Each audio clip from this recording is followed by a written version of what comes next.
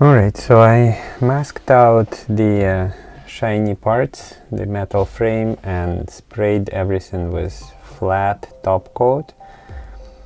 Actually went back and did some panel lining, which is the wrong order of operation. As I was getting close to finishing painting, I discovered this whole class of fantastic channels on YouTube with modelers that use a somewhat different approach. They use masking extensively, and the differences in the finish between flat and the glossy surfaces is really great. It's super realistic. I think it's a different type of paint that they're using. I'm using acrylics, and I think the go-to medium for metallic paints, the airbrushing them, is lacquers. So for the next model, I don't think I'm ready to switch to lacquers, but I'm going to try using more of this effect of utilizing contrast between gloss and matte. So for this model, I'll use it whatever happens to be available at this stage. I'm not going to go back and repaint stuff, because I'm kind of looking forward to the next project rather than spending more time on this one. But I'm reasonably happy with how this turns out. You could clearly see the difference between matte and gloss. So masking is time consuming, more time consuming than I expected it to be, but it's kind of satisfying to see the result once the different textures are revealed. So I'm going to pull all of this masking off, and maybe do a little bit more dry brushing to just bring the highlights on the metal parts, but maybe just leaving them as is. Also, with the new technique, different from what I kind of started with, I also discovered different mode of cinematography for these videos, and it's obvious that it takes a lot of time to get a good result. So on the one hand, I understand that this is what it's about, to just taking time and enjoying the process. On the other hand, if the project is too big and each stage is very time consuming, then it's just kind of kills the fun aspect of it.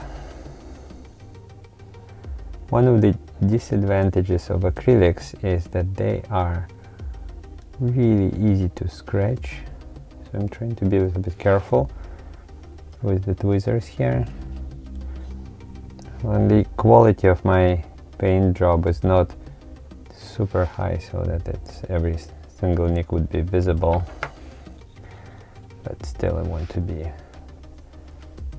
reasonably neat. I think that's everything for this leg unit. It still moves. I don't want to move it too much right now, so that I avoid damaging the paint here, but it looks pretty good. So I'll continue with the other leg.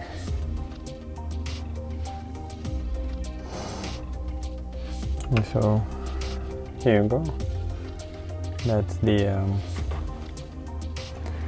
second leg unit.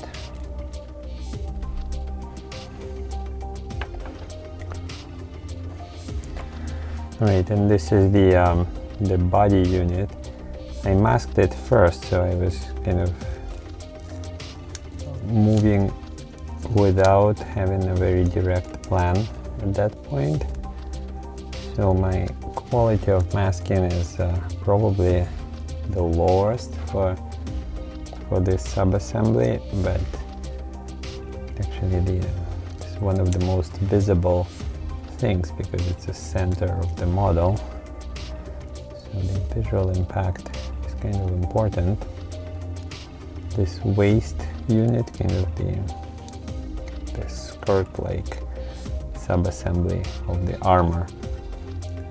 I think I did a good job masking it, but there are interior parts that are metal, so I wanted to preserve them from the flat coat, keep them shiny, but I don't think much of this will be visible once the legs are attached.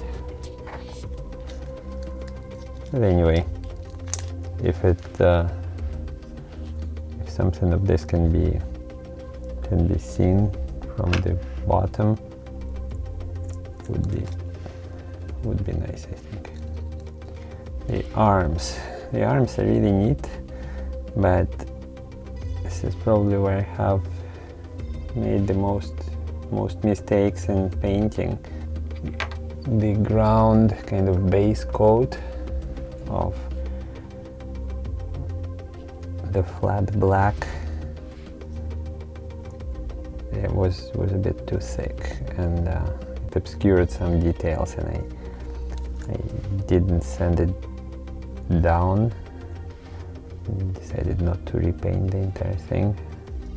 Then again, this thing depends on the position and the pose. It's going to hold the shield, so hopefully it will kind of mask most of the imperfections in the shoulders.